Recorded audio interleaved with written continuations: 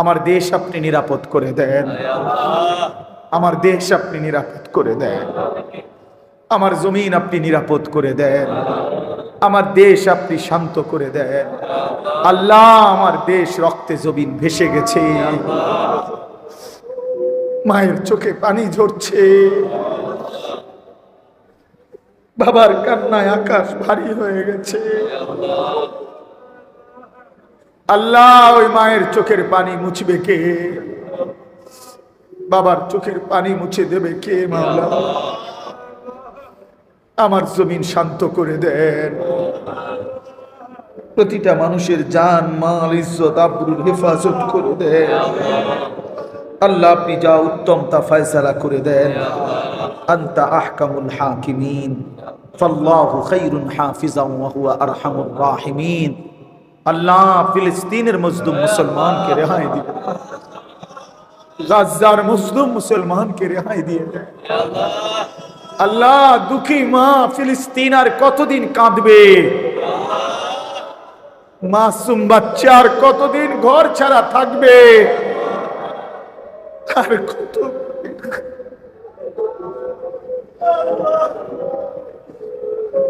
আর কতদিন ঘরে ছাড়া থাকবে? আবারও অনেক নওজোয়ান, মাশাআল্লাহ, যুবক ভাই, সবার কাছে অনুরোধ, আল্লাহর ওয়াস্তে আমরা রাত চুক্তি বসি নাই, 2-10 ঘন্টার জন্য বসি নাই, একদম অল্প একটু সময়, 1-1.5 ঘন্টা সময়ের ভিতরে ইনশাআল্লাহ মজলিস দোয়া করে শেষ হয়ে যাবে।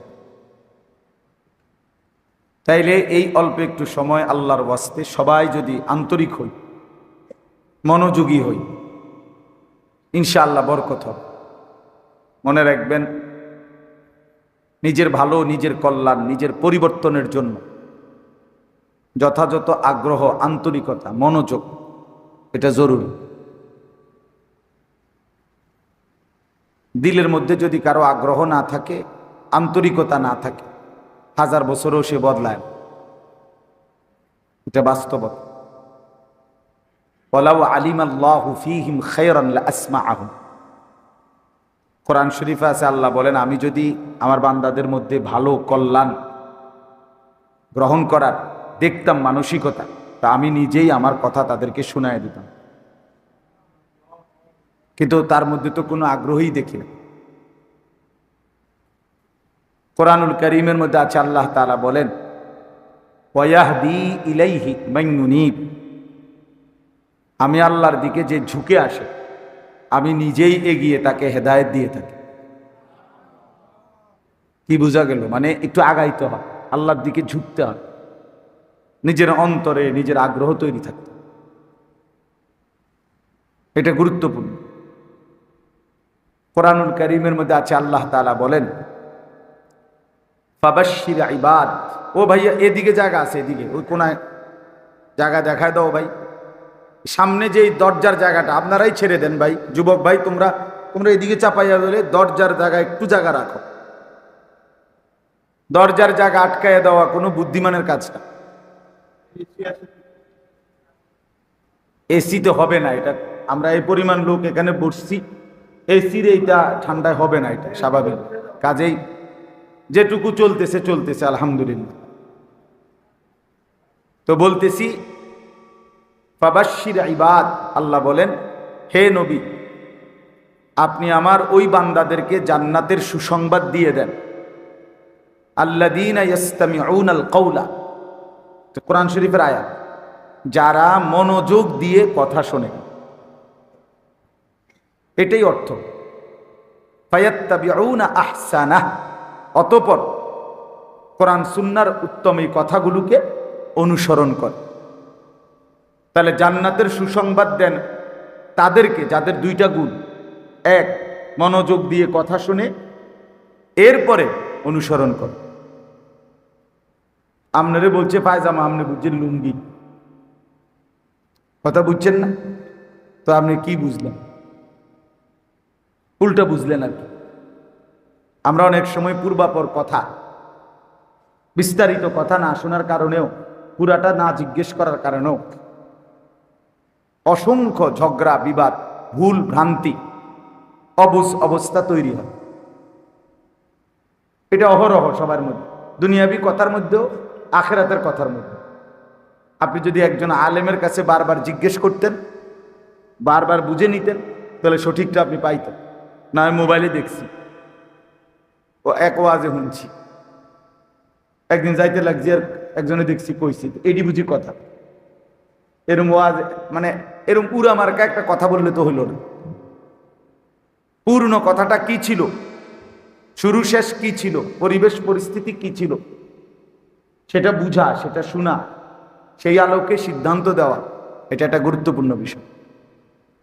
যেমন মনে করেন আমাদের প্রিয় নবী সাল্লাল্লাহু আলাইহি ওয়াসাল্লাম, ওনারে একজন সাহাবী জিজ্ঞেস করছে, ইয়া রাসূলুল্লাহ, ইসলামের মধ্যে সর্বোত্তম আমল কোনটি?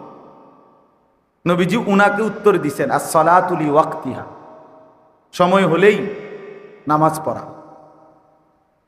ওয়াক্ত হলেই কি পড়া। আরেকজন আরেকবার প্রশ্ন করছেন, ইয়া রাসূলুল্লাহ, ইসলামের মধ্যে সর্বোত্তম আমল কোনটি? নবী সাল্লাল্লাহু আলাইহি সাল্লাম বললেন, ইতআমুত তাআম, অপরকে খানা খাওয়ানো। বুখারীর হাদিস। অপরকে কি খাওয়ানো? খানা খাওয়ানো। আরেকজন সাহাবী জিজ্ঞেস করছেন আরেকবার, ইয়া রাসূলুল্লাহ, ইসলামের মধ্যে সর্বোত্তম আমল কোনটি? নবীজি উত্তর দিয়েছেন, বিররুল ওয়ালিদাইন, পিতা মাতার সহিত উত্তম ব্যবহার করা। আরেকজন জিজ্ঞাসা করছে, ইয়া রাসূলুল্লাহ, ইসলামের মধ্যে সর্বোত্তম আমল কোনটি? একই প্রশ্ন, খেয়াল করে দেখেন। উনি উত্তর, নবীজি এবার ওনারে উত্তর দিছে, ঈমানুম বিল্লাহি ওয়া রাসূলি, আল্লাহ এবং তার রাসূলের প্রতি দৃঢ় মজবুত ঈমান রাখা। প্রশ্ন হইল, নবী সাল্লাল্লাহু আলাইহি ওয়াসাল্লাম একই প্রশ্নের উত্তরে এরকম ভিন্ন ভিন্ন উত্তর দিলেন কেন? কথা বলেন। তা আপনি বলবেন আপনারই তো কথা ঠিক নেই, নাউযুবিল্লাহ, এটা বলবেন নাকি? এটাই কথা। তাহলে আপনি এটা বুঝেন, এটা কি বুঝা গেল? ব্যক্তির অবস্থা ভেদে, পরিবেশের অবস্থা ভেদে, সময়ের অবস্থা ভেদে প্রত্যেকের জন্য কথা ভিন্ন হইতে পারে। এজন্য রাসূলুল্লাহ সাল্লাল্লাহু আলাইহি সাল্লাম যার মধ্যে যে ঘাটতিটা দেখছেন, তার জন্য ওইটাকেই সর্বোত্তম আমল বলছেন। একই ডাক্তার আজকেই রুগী দেখছে, আজকে 3টা থেকে 6টা, মনে করেন উনি 10 জন রুগী দেখছে, 10 জন রুগী জ্বরের রুগী, কিন্তু আপনি প্রেসক্রিপশন মিলায় দেখেন ডাক্তার একই, আজকেই জ্বরেরই রুগী, কিন্তু 10 জনের প্রেসক্রিপশনের ঔষধ বরাবর সেম, জীবনেও হবে। কেন হবে না? কেন? 10 জনই তো জ্বরের রুগী না। ডাক্তার সাহেব প্রথমে বয়স জিগায় কেন? তাহলে বয়স আমার বয়সের দরকার, আমার জ্বর হয়েছে, আপনার জ্বরের ওষুধ, আমার বয়স দিয়ে আপনার কি দরকার? কিন্তু প্রথমে এটা লেখে কেন? বলে না এটা ওজন, বাচ্চাদের ক্ষেত্রে বিশেষ করে শিশু বিশেষজ্ঞ ডাক্তার যারা ওয়েট মাপা ছাড়া ওষুধ দিবেই না। আমার বাচ্চা মেয়েটা ওই দিন আমি ডাক্তারের কাছে নিছি, 3 বছর পূর্ণ হয় নাই, এখন কোনোভাবেই তার ওয়েটটা মাপতে পারতেছি না। এমন শিক্ষারে ওটার মধ্যে ওই যে ওয়েট মাপার মেশিনটাতেই দাঁড়াইতেছে না, ভয় পায় আর কি। আমার ছোট ছেলেও ছিল 8 বছরের। পরে আমি একবার মাপছি, বললাম আব্বু দেখো, আব্বু মাপলাম। এরপরে ওরে মাপাইছি, সফওয়ান আমার ছেলেরে, বলে আব্বু তুই মাপো। তো হেরে দেখাইলাম, আরে আব্বু ও মাপছে, ভাইয়াও মাপছে। এরপরে হে এটা তুলছে, বুঝছেন নি? কিন্তু উনি কিন্তু ওষুধ লিখতেছে না, মানে কিছুই বলতেছে না। আগে কে যেমনিও কি করতে হইব, ওয়েট মাপাইতে হইব, মানে ওজন কত, এটা কি হইতে হইব, এরপরে ওষুধ দিচ্ছে। তাইলে বুঝা গেল ভাইয়া, ব্যক্তি পরিবেশ অবস্থার ভেদে সিদ্ধান্ত ভিন্ন ভিন্ন। এক নওজোয়ানকে যা বলা উচিত, এক বুড়ো মানুষকে সমান বলা উচিত না। একই আপনি এক যুবক বলল যে হুজুর আমি রাত্রিবেলা নামাজ পড়তে চাই, তাহাজ্জুদ কয় রাকাত পড়লে ভালো হয়? আমি যদি তারে বলি 40 রাকাত, সে পারবে, যুবক পারবে, কিন্তু মুরব্বীর জন্য কষ্ট হয়ে যাবে। ঠিকই না বলেন? চাচার বয়সই 60, ওনারে আমার যদি এক সেম চাপায় দেন, কষ্ট হয়ে যাবে বিষয়। কথার কথায় বললাম আর এরকম। হযরত আবু বকর সিদ্দিক রাদিয়াল্লাহু তাআলা আনহু, যিনি ইসলামের প্রথম খলিফা, উনি যখন প্রথম খলিফা হয়েছেন তখন সাহাবীদের সিদ্ধান্ত হয়েছে যে কোরআন শরীফ, কোরআনুল কারীম, পুরা কোরআন নবীজি সাল্লাল্লাহু আলাইহি সাল্লামের জামানায়, নবীজির 23 বছরে কোরআন শরীফের প্রত্যেক আয়াত অক্ষর লেখা হয়েছে, নবীজি লেখাইছেন কাউকে না কাউকে দিয়ে। কিন্তু একসাথে পুরা কোরআন এক জায়গায় সবগুলো লিখিত কপি, কাগজ যেটাতেই হোক, কাঠের মধ্যে হোক, চামড়ার মধ্যে হোক, পাথরের মধ্যে হোক, যেখানেই লেখাইছে মনে করেন, তখন তার অ্যাভেলেবেল এরকম কাগজের কিছু ছিল না। কিন্তু একসাথে এক জায়গায় যে 30 পারা কোরআনে এনে সবটি লেখা এখানে আছে, এরকম ছিল না। ও সাহাবীদের কাছেই কারো কাছে 2 আয়াত, কারো কাছে 10 আয়াত, কারো কাছে 1 সূরা, যার কাছে যেদ্দুর পারছে ছিল, বুঝছেন নি? নবীজির জামানা পর্যন্ত ছিল এরকম। নবীজি সাল্লাল্লাহু আলাইহি সাল্লামের ইন্তেকালের পরে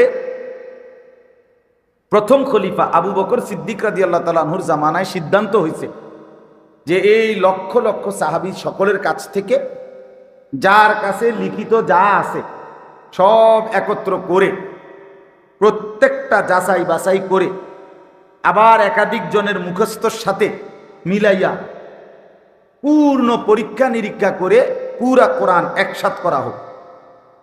বুঝছেন? এটা একটা কি হয়েছে মনে করেন, রাষ্ট্রীয় সিদ্ধান্ত হয়েছে। হযরত আবু বকর সিদ্দিক রাদিয়াল্লাহু তাআলা আনহু উনি অনুমোদন দিয়েছেন খলিফা। এখন প্রশ্ন হয়েছে, এই যে ভারী কাজটা, এত বড় প্রকল্প, লক্ষের চাইতে বেশি সাহাবীর থেকে সবগুলো সংগ্রহ করা, সবগুলোকে যাচাই বাছাই করা, আবার এগুলোকে আপনার একত্রিত করা, অনেক বড় কাজ। এটা কি ছোটখাটো একটা কাজ?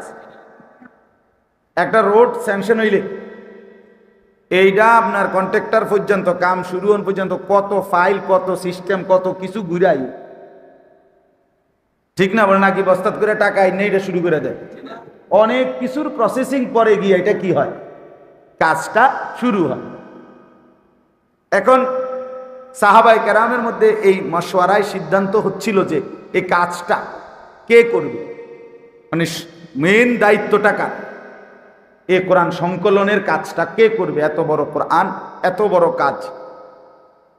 হযরত আবু বকর সিদ্দিক রাদিয়াল্লাহু তাআলা আনহু তখন ওই নবীজির জামানায় যারা যারা কোরআন শরীফ লিখত, মানে নবীজি লেখাইতেন যা করে দিয়া, এর মধ্যে সবচেয়ে বেশি লেখছেন যিনি, তিনি ছিলেন সবচেয়ে কম বয়সী, লেখছেন বেশি, হযরত যায়েদ ইবনে সাবিত রাদিয়াল্লাহু তাআলা আনহু। মাত্র 13 বছর বয়সে নবী সাল্লাল্লাহু আলাইহি সাল্লামের কাছে থাকতেন উনি, আর যখনই কোরআন নাজিল হইত তিনি আল্লাহ নবী সাল্লাল্লাহু আলাইহি সাল্লামের জবান থেকে উচ্চারিত কোরআন লিখতেন। এখন আবু বকর সিদ্দিক রাদিয়াল্লাহু তাআলা আনহু যখন খেলাফত, এই সময় আইসা ওনার বয়স 16, ওই ছোট মিয়ার। তো হযরত আবু বকর সিদ্দিক রাদিয়াল্লাহু তাআলা আনহু সাহাবীদের সামনে, বড় বড় সাহাবী সব এখানে, ওমর, ওসমান, আলী, আব্দুর রহমান, কত বড় বড় সাহাবীরা সিনিয়র, সবার সামনে উনি প্রস্তাব দিলেন যে এই কোরআন সংকলনের এই ভারী কাজ, এই বিশাল প্রকল্পটা, এটার প্রথম জিম্মাদার, মেন দায়িত্বশীল দেওয়া হোক, আমার প্রস্তাব এই 16 বছরের যায়েদ ইবনে সাবিতকে, এই নওজোয়ানকে দেওয়া। আবু বকর সিদ্দিক বললেন, সবাই বললেন জি, আপনি তাহলে জিজ্ঞেস করেন হয় পারবে কিনা, বুঝেন না? তো ওনারে ডাক দিছে, ডাক দিয়ে না বসাইয়া হযরত আবু বকর সিদ্দিক রাদিয়াল্লাহু তাআলা আনহু জিজ্ঞেস করলেন, যায়েদ, পুরা বিষয়টা তো বললেন যে কোরআনুল কারীমকে সংকলন করতে হবে, একসাথ করতে হবে, যত সাহাবীর কাছে যা আছে সব আনতে হবে, প্রত্যেকটা আয়াত লিখিত মিলাইতে হবে, একাধিক কপি, আবার সাহাবীরা যারা মুখস্থ পারে তাকে স্মৃতির লগে এটা মিলাইতে হইব, ওনারা পড়বে তুমি মিলাইবা, ওনারা পড়বে। এটা কোনো খামখেয়ালি কথা না।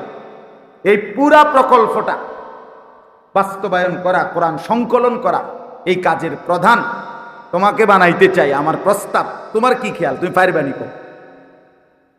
হাদিসে স্পষ্ট আছে, আমরা নিজে পড়ছি। ওই 16 বৎসরের নওজোয়ান যুবক, তিনি মুচকি হাসি দিয়ে বললেন, আমিরুল মুমিনিন, আপনি কি বললেন? আপনি যদি বলেন সামনের এই পাহাড়, এই হাতের ইশারা দিয়ে বলছে যে এই পাহাড়টাকে যদি বলেন আমাকে এখান থেকে কাইটা আরেক জায়গায় স্তূপ দিতে, আমি তো সেটাও পারবো। লাউ নাকালতু হাযাল জাবাল মিন মাকানিন ইলা মাকান লা ফাআলতু হাযা। আমি পারুম, আমি নওজোয়ান না, আমি পারুম না তো মানে? যুবক করবে না তো করবেটা কে? নওজোয়ান করবে না তো কে করবে? বোঝেন নাই কথা? হিম্মতটা দেখছেন কি কইল? একটা পাহাড়ে তো কমপক্ষে 200 কেজি মাটি হয়, ঠিক না? বুঝেননি আপনি? তাইলে উনি বলছেন, অর্থাৎ উনি ওনার হিম্মতটা বুঝাইছেন, অহংকার না। মানে যুবকের হিম্মতটা কি, যে আমি চাইলে তো পারবো না কেন? কষ্ট করা, মেহনত করা, আর সারা দিন সারা রাত এই কাজটার জন্য জীবন কোরবানি করা, এটা তো আমিই করব, আমার জন্যই তো সাজে, কারণ আমি নওজোয়ান।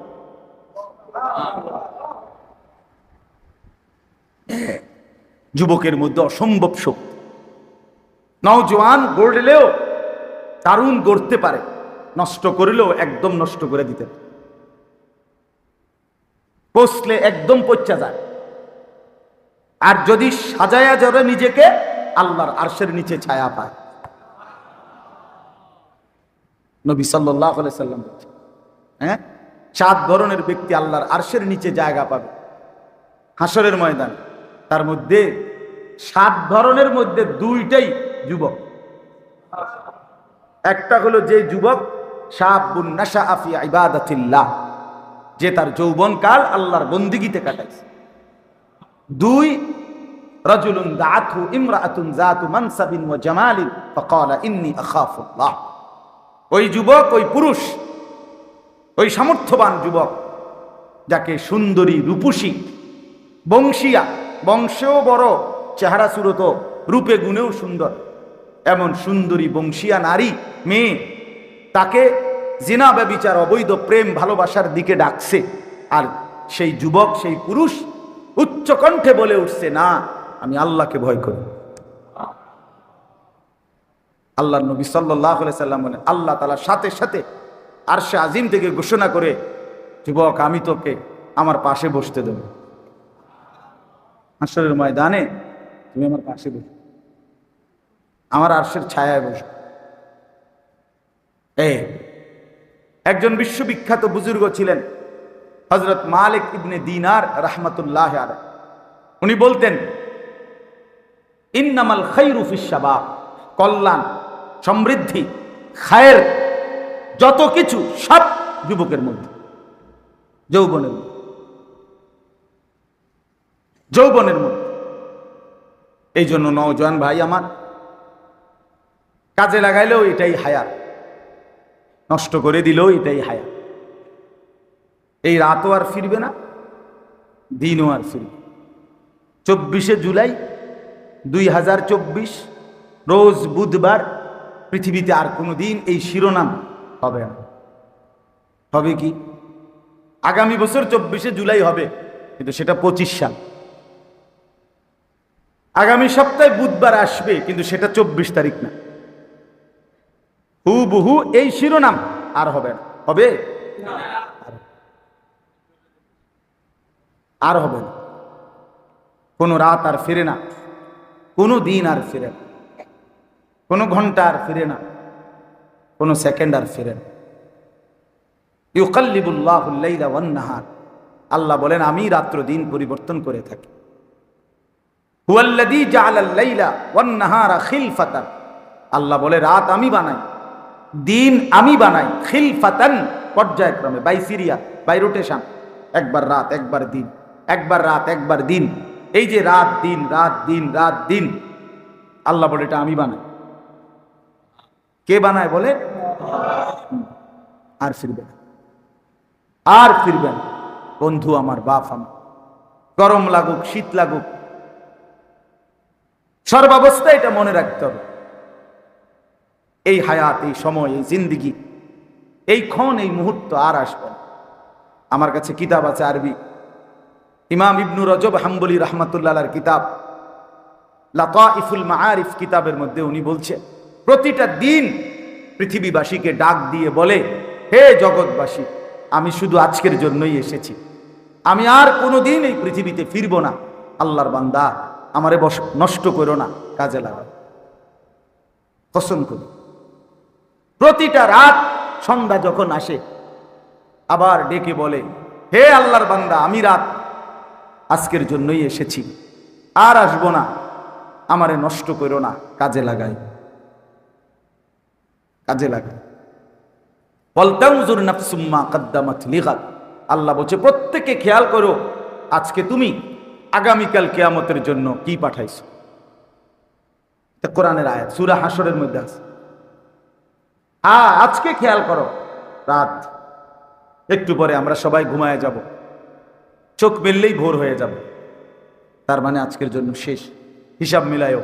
আল্লাহ বলছে ওয়ালতানজুর নাফসুন, প্রত্যেকেই খেয়াল করো মা কদ্দামাত লিগাদ, আগামীকাল কিয়ামতের জন্য আজ কি পাঠিয়েছো, কি পাঠিয়েছো। নওজোয়ান বন্ধু আমার, দুনিয়া কখনো রাত, কখনো দিন, কখনো আলো, কখনো অন্ধকার, কখনো সুখ, কখনো বেদনা, কখনো আনন্দ, কখনো অস্থিরতা, কখনো পেরেশানি, এমনি এমনি পার হয়ে যায়, পার হয়েছে। এখানে আলো আছে তো অন্ধকারও আছে, এখানে রোদ আছে তো বৃষ্টিও আছে, এখানে কেউ হাসে তো একটু পরে কাঁদবে, এখানে আনন্দ তো বেদনাও আছে। কিন্তু খোদার কসম, আখিরাতে হাসরের ময়দানে কবর থেকে একবার যে হাসবে সে আর কাঁদবে না, একবার যে কাঁদবে সে আর হাসবে না।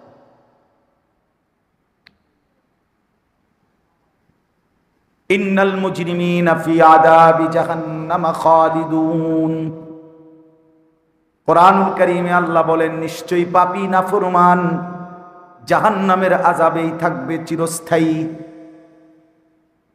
লা ইউফাত্তারু আনহুম, লক্ষ কোটি বার জাহান্নামী আল্লাহকে বলবে, আল্লাহ একটু বিরতি দেন, 24 ঘন্টায় 2টা মিনিট আমারে বিরতি দেন, আমি মাওলা সইতে পারি না। রব্বুল আলামিন বলেন, লা ইউফাত্তারু আনহুম, 1 সেকেন্ডের জন্য না ফরমান কোনো বিরতি দেয়া হবে না। ওয়াহুম ফীহি মুবলিসুন, এরপরে আল্লাহ বলেন ওয়াহুম ফীহি মুবলিসুন, অনন্তকালের জন্য জাহান্নামী চিরস্থায়ীভাবে জাহান্নামে বিষণ্ণ মলিন চেহারা নিয়েই থাকবে, লক্ষ কোটি বছরে একবারও মুখে হাসি ফুটবে না। ওয়ামা যালামনাহুম ওয়ালাকিন কানু হুমুজ জালিমিন, এরপরে আল্লাহ বলেন জাহান্নামী চিৎকার করবে আর আল্লাহ বলবে, বান্দা বিশ্বাস করো বান্দা, আমি তোমার উপরে জুলুম করি নাই, তুমি নিজেই নিজের উপরে জুলুম করেছো। মনে করে দেখো বান্দা, প্রতিটা ইবাদতের জন্য আমি যথেষ্ট পরিমাণ সময় দিয়েছি, তুমি পাত্তা দাও নাই। 1টা বাজে জোহরের আজান হইছে, 4:45 বাজে গিয়া আসরের নামাজের আজান হয়েছে, মাঝখানে 3.5 ঘন্টা, 4.25 ঘন্টা সময় পার হইছে। 10 রাকাত নামাজ পড়তে 3.5 ঘন্টা সময় লাগে না? লাগে কি? কেন পড়লা না? আমি কি জুলুম করেছি কিনা আল্লাহ জিজ্ঞেস করবে। 4 রাকাত ফজরের নামাজ পড়তে সুবহে সাদিকের পর থেকে সূর্য ওঠার আগ পর্যন্ত তো 1 ঘন্টার বেশি। আমার বান্দা 1 ঘন্টা তো লাগার কথা ছিল না। 4 রাকাত নামাজ পড়তে তো 10 থেকে 15 মিনিটের বেশি লাগে না, যত্ন নিয়ে পড়লেও। কেন পারলা না? এই নাফরমান, যারা নামাজ পড়ো না, নওজোয়ান মুসলমানের বাচ্চা, মায়ের পবিত্র দুধ খাইছো 2 বছর, মুসলমানের ঘরে বড় হইছ, কেমনে নামাজ পড়ো না?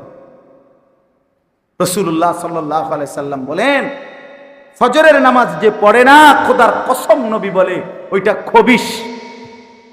বেটা তুই খবিশ, খবিশ, খবিশ বেটা, যে ফজরের নামাজ পড়ে এটা খবিশ, অপদার্থ, এটা কাসলান, এটা অলস, অপদার্থ, দজবঙ্গ, এটা ফালতু।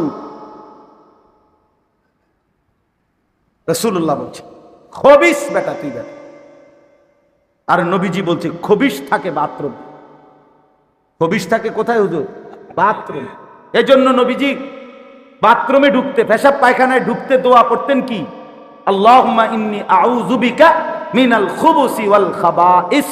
অর্থ হলো আল্লাহ খবিশ থেকে পানাহ চাই। এটার অর্থ এটাই।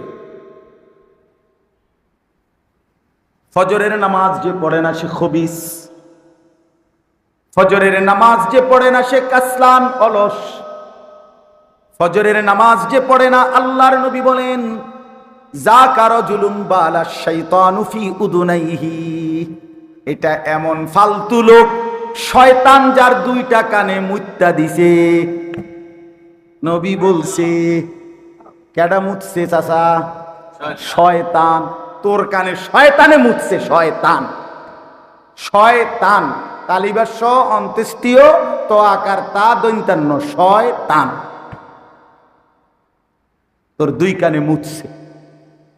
বেনামাজি দাঁড় করাই, এখন দাঁড় করাই, চেহারা দেখলেই তো বোঝা যায়। বেনামাজির চেহারা তো দয়া মায়াহীন, নির্দয়, পাষাণ, নির্লজ্জ, বেহায়া, বেশরম, অসভ্য, গাদ্দার।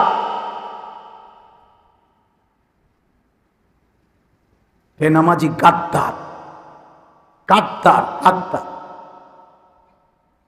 গাদ্দার। এটা ছোটখাটো গাদ্দার। এখনো মেম্বার চেয়ারম্যানের লগে গাদ্দারামি করে না, এখনো এমপি মন্ত্রীর লগে গাদ্দারামি করতে, এই আরশে আজিমের মালিকের সাথে গাদ্দারামি করে। তার চাইতে বড় বেয়াদব আর কেউ হইতে পারে না। আপনি কার লগে তেরামি করে আপনি বুঝিন, কথা বলেন না। যে নামাজ পড়ে না সে কার লগে তেরামিটা করতেছে? ইমাম সাহেবের লগে। তো তার মতো কি সে ছোটখাটো বেয়াদব, কি ছোটখাটো ঘাউরা? একটা আসার দিব বেটা, ফেরেশতা একটা আসার দিব। কোরআন শরীফে আছে দোস্ত, রব্বুল আলামিন হাসরের ময়দানে নাফরমানকে বলবে, ফেরেশতাকে ডাক দিয়ে খুজুহু ফাগুল্লু। আল্লাহ বলবে ফেরেশতা তারে ধর, তারে শক্ত করে বেঁধে ফেল। কোরআন শরীফের আয়াত, তারে বাঁধে। আল্লাহর কসম বন্ধু, আমি নিজে তাফসীরে পড়ছি। আল্লাহ যখন জাহান্নামী নাফরমানকে বলবে ফেরেশতাকে যে ওরে বাঁধে হাসরের মাঠে, তো এই দুনিয়ার বান দুই রকমের, একটা হলো রশি দিয়ে এমনি বান দিছে, আরেকটা হইল কেউ অ্যাক্সিডেন্ট করলে সেলাই দিয়ে যেভাবে বান দেয়, সুই দিয়া হাড্ডি গোস্ত সহ ঢুকায়া ঢুকায়া যেরকম সুতার বান দেয়, এটা দেখছেন নি? বান সেলাই দেয়, যে ব্যান্ডেজ করে, যে কসম খোদার তাফসীরের মধ্যে আছে ফেরেশতা তাকে গোস্ত হাড্ডি সহ এইভাবে সেলাই করে করে বাঁধবে। খুজুহু ফাগুল্লু, আল্লাহ বলবেন তারে ধর, তারে বাঁধে। এবার ফেরেশতা বলবে আল্লাহ বেঁধে ফেলেছি, এবার কি করব? আল্লাহ বলেন সুম্মাল জাহিমা সাল্লু, পরে একটা লাথি মাইরা জাহান্নামে ফেলে দে। মার লাথি, মার, ত্রাম করে লাথি দে তারে। একটা লাথি মারবি যাতে এক লাথির লগে জাহান্নামে গিয়া। মাতবরি বাদ দুগে খাইয়া এক একজন ছোলা পানির চেহারা, বাবা বাহ, মোবাইল একখান চালায় হেবাটা, এই আর কোনো কিছু। সারাদিন বই বই মোবাইল টিপে বেড়ি চায়, নর্তকী দেখে, উলঙ্গ ছবি দেখে, কখনো খাড়াইয়া মতে, কখনো বইয়া মতে, কখনো আটতে আটতে মতে। মানুষের মাইয়া দেখলে, বেড়ি দেখলে পিছে পিছে শীষ মারে, নিজেরা অসভ্য কথাবার্তা বলে, আর কি তাফালিং করে, খালাস। এটাই জীবন মিয়া? এত ফালতু বুঝি মানুষের জীবন হয় বেটা? আজকে যে 5 দিন 6 দিন নেট বন্ধ, তো এখন কেমনে চলো? ওই যুবক, কষ্ট হয় না? আমার তো খুব চিন্তা লাগে। আরে ভোলা পায় কি কষ্টে জানি আছে রে। আহারে, যে সারা রাত উলঙ্গ ছবি দেখে তার কলজাটা কেমনে তেজে বিষ খাইছে না অনো, এটাও তো কথা। তে তো বাসের তলে মরে জনের কথা। নেট নাই তো, কথা বোঝেন না? হে দেখবো কি? হে দেখবে কি? সপ্তাহখানিক আরো থাকলে, নেট না থাকলে বড় বড় মোবাইল দিয়ে ছেলে পেলে দেখবেন কটকটি খাবে। কটকটি বোঝেন না? বাঙ্গারি মাল বেচে যেখানে কটকটি দেয়। হায় মুসলমানের বাচ্চা, মুসলমানের ভাই, হায়াতের কদর করে। স্বার্থপর এই দুনিয়ায় কেউ মনে রাখবে না, কেউ না। শুধু শুধু দোস্ত আমার, বন্ধু আমার, বাপ আমার, আপনাদেরকেও বলি, হারাম দিয়ে সন্তান মানুষ করেন না। সুদের টাকা দিয়ে সংসার সাজাইয়েন না, সেই সংসার সাজবে না। ওরা আপনার মনে রাখবে না, আল্লাহও মনে রাখবে না। না না, সিটারির টাকা, সুদের টাকা, কিস্তির টাকা দিয়ে ফোলা বিদেশ পাঠাইয়েন না, তে আপনার 2 পয়সার উপকারে আসবেন। আরে আখেরাত তো পরের খবর, দুনিয়া তো আপনার খবর লইতো না। বৃদ্ধাশ্রমে পাঠাই দিবে। বাংলাদেশে খুব বেশি বৃদ্ধাশ্রম বাড়তেছে, আমি দেখতেছি। গত 3 দিনের মধ্যে 2খানে দেখছি, 4 তলা বিল্ডিং, বিরাট বিরাট বৃদ্ধাশ্রম হইতেছে। অশনি সংকেত, এটা রেড সিগন্যাল। ছেলে পেলে অল্প সময়ের ব্যবধানে দেখবেন, আব্বা মারে, ও আব্বা কোনো অসুবিধা হইতো না, আপনার টাকা যা লাগে মাসিক আমি জমা দিয়ে যাবো, খানা দানা, এখানে পেশাব পায়খানা সব অসুবিধা নাই, 3 বেলা খানা পাবেন টাইমলি। কথা বুঝেন নাই? আশ্রমে, বৃদ্ধাশ্রমে দিয়ে আসো। এই বাংলাদেশে দেখেন।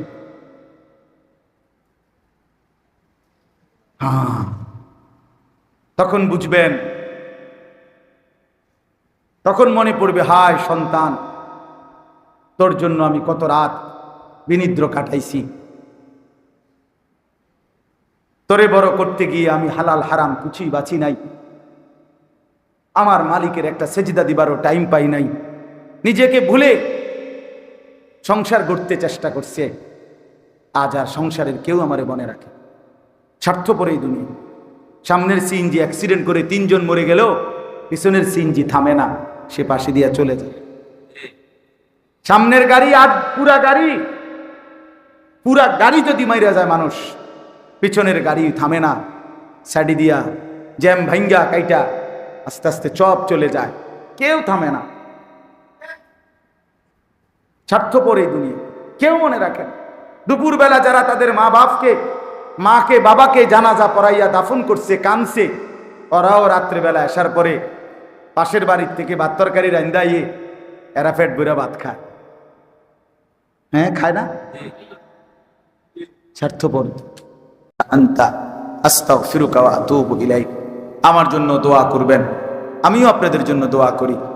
আমার একটা ছোট্ট মাদ্রাসা আছে কুমিল্লা ক্যান্টনমেন্ট, ময়নামতি সাহেবের বাজার।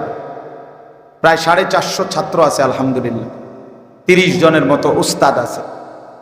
আজকে 9 বছর চলে মাদ্রাসা। মাদ্রাসার জন্য প্রায় 94.5 শতক জায়গা, একসাথে একটা জায়গা বায়না করছি, প্রায় 3 কোটি টাকার মতো। আল্লাহ যেন এই টাকাগুলো ইন্তজাম করে দেয়, মানুষের ভালোবাসায়, আল্লাহর দয়ায় আল্লাহ যেন ব্যবস্থা করে দেয়। আপনারাও দোয়া করবেন। আপনাদের অঞ্চলের যতগুলো মাদ্রাসা আছে, আমি প্রত্যেকটা মাদ্রাসার জন্য দোয়া করব। মনে রাখবেন, আজীবন সবার কাছে অনুরোধ, আল্লাহর দ্বীনে মসজিদ মাদ্রাসায় প্রতিনিয়ত দান করবেন। দেখবেন দুনিয়াও ভালো হবে, আখিরাতও ভালো। আর সর্বশেষ কথা হইল, আল্লাহ যেন এই মসজিদটাকেও কবুল করে, আল্লাহ যেন এই মসজিদের প্রত্যেককে উত্তমভাবে কবুল করে। আল্লাহ আজকের এই সুন্দর আয়োজন আল্লাহ যেন বরকত দান করে। আলহামদুলিল্লাহ রাব্বিল আলামিন।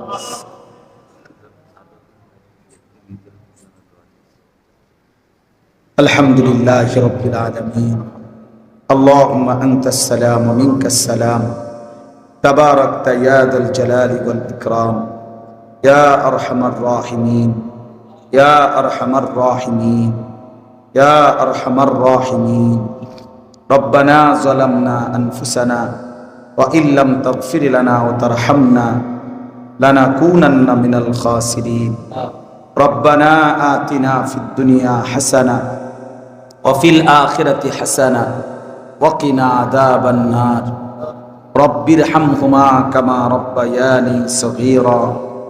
রব্বানা হাব লানা মিন আজওয়াজিনা ওয়া যুররিয়াতিনা কুররাতা আ'য়ুন ওয়াজআলনা লিল মুত্তাকিনা ইমামা। রব্বি জাআলনি মুকিমাস সালাতি ওয়া মিন যুররিয়্যাতি। রব্বানা ওয়া তাকাব্বাল দুআ। রব্বানা ইগফির লি ওয়া লিওয়ালিদাইয়া ওয়া লিল মুমিনিনা ইয়াওমা ইয়াকুমুল হিসাব। মাওলায়ে করিম আপনি মাফ করে দেন, রব্বে করিম আপনি মাফ করে দেন, মেহেরবান মাওলা আপনি মাফ করে দেন। রাত অনেক গভীর মাওলা, আপনার ঘরেই বসেছিলাম, আপনার ঘরেই পড়েছিলাম, আপনার ঘরেই শুনতেছিলাম। জাহান্নামের ভয় হচ্ছিল, কবরের কথা মনে পড়ছিল মাওলা।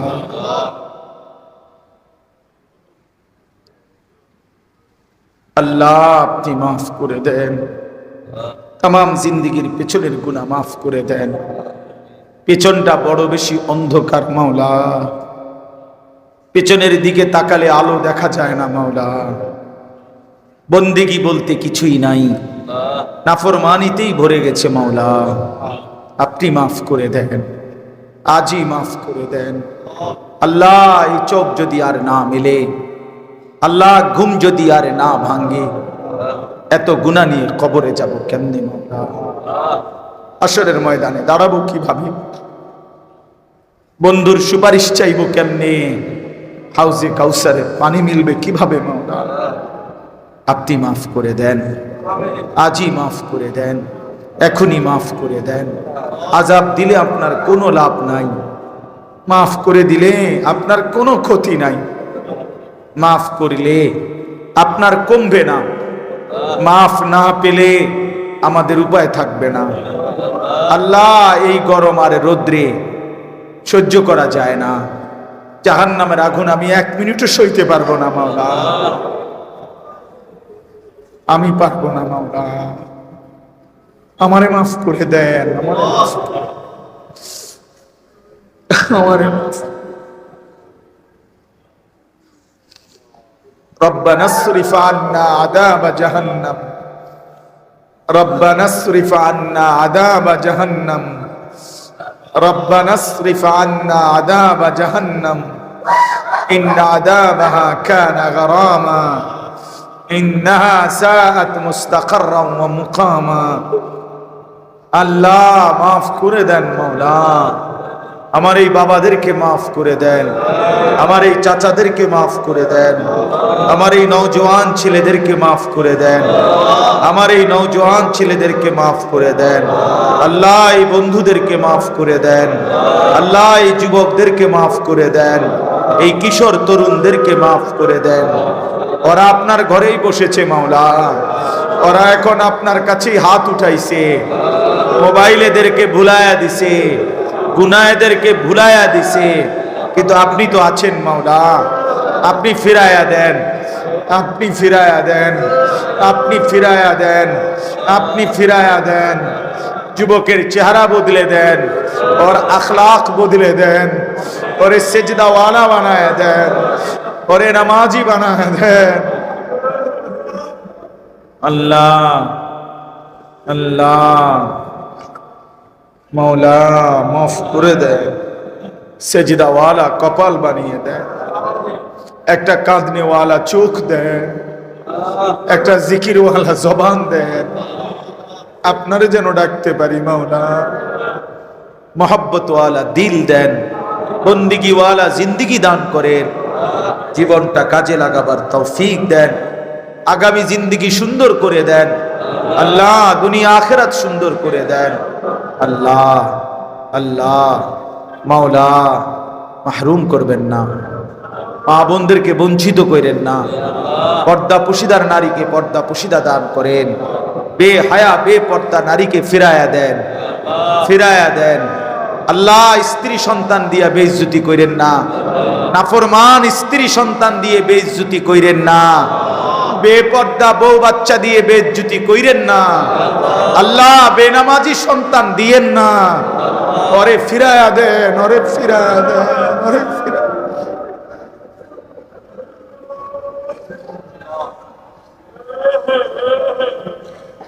ওরে ফিরায়া দেন, ওরে ফিরায়া দেন,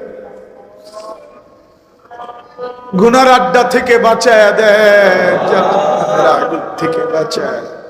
এলাকার সমস্ত কবরবাসীকে মাফ করে দেন, এলাকার সমস্ত কবরবাসীকে মাফ করে দেন। আশপাশের দূর দূরান্তের যে যাকে হারিয়েছি মাওলা, কারো মা নাই, কারো বাবা নাই, কারো বাবা মা দুইজনই নাই, আমারও বাপ নাই, মাফ করে দেন মাওলা। দাদা দাদি, নানা নানি, চাচা মামা, ফুফা খালু, আল্লাহ বন্ধু স্বজন, পাড়া পড়শি, আত্মীয় স্বজন সবাইকে মাফ করে দেন। কিয়ামত পর্যন্ত কবরের আযাব মাফ করে দেন, কবরগুলোকে জান্নাতের টুকরা বানায় দেন। আল্লাহ এই মাহফিলটাকে এক বিন্দু সহযোগিতাও যে করেছে তার খানদানকে মাফ করে দেন। আল্লাহ আল্লাহ যারা মাহফিল সাজিয়েছে আপনি তাদের জিন্দেগি সাজায়া দেন, আখিরাত সাজায়া দেন, কবর সাজায়া দেন। এই মসজিদ কবুল করে নেন। ইমাম, খতিব, মুয়াজ্জিন, কমিটি, মুসল্লি, এলাকাবাসী সবাইকে কবুল করেন। মসজিদের প্রথম দিন থেকে এই পর্যন্ত যাদের যত দান সহযোগিতা সব আপনি উত্তম বিনিময় দান করেন। আল্লাহ আজকের এই ইসলাহি মজলিস আপনি কবুল করে নেন। নওজোয়ান এই ছেলেগুলোকে সত্যিকার অর্থে আলোকিত বানিয়ে দেন, আলোকিত বানিয়ে দেন, আলোকিত বানিয়ে দেন। আল্লাহ এদেরকে আগামী দিনেও সুন্দর মাহফিল আয়োজন করার তৌফিক দান। আল্লাহ আপনি দয়া করেন, আপনি দয়া করেন, আপনি দয়া করেন। মাওলা খাস করে ফরিয়াদ করছি, আমার দেশ আপনি নিরাপদ করে দেন, আমার দেশ আপনি নিরাপদ করে দেন, আমার জমিন আপনি নিরাপদ করে দেন, আমার দেশ আপনি শান্ত করে দেন। আল্লাহ আমার দেশ রক্তে জমিন ভেসে গেছে, মায়ের চোখে পানি ঝরছে, বাবার কান্নায় আকাশ ভারী হয়ে গেছে। আল্লাহ ওই মায়ের চোখের পানি মুছবে কে? বাবার চোখের পানি মুছে দেবে কে? মাওলা আমার জমিন শান্ত করে দেন। প্রতিটা মানুষের জান মাল ইজ্জত আবরুর হেফাজত করে দেন। আল্লাহ আপনি যা উত্তম তা ফয়সালা করে দেন। আনতা আহকামুল হাকিমিন ফাল্লাহু খায়রুন হাফিজান ওয়া হুয়া আরহামুর রাহিমিন। আল্লাহ ফিলিস্তিনের মজলুম মুসলমানকে রেহাই দিন, গাজার মজলুম মুসলমানকে রেহাই দিয়ে দেন। আল্লাহ দুঃখী মা ফিলিস্তিন আর কতদিন কাঁদবে? মাসুম বাচ্চা আর কতদিন ঘর ছাড়া থাকবে? আর কত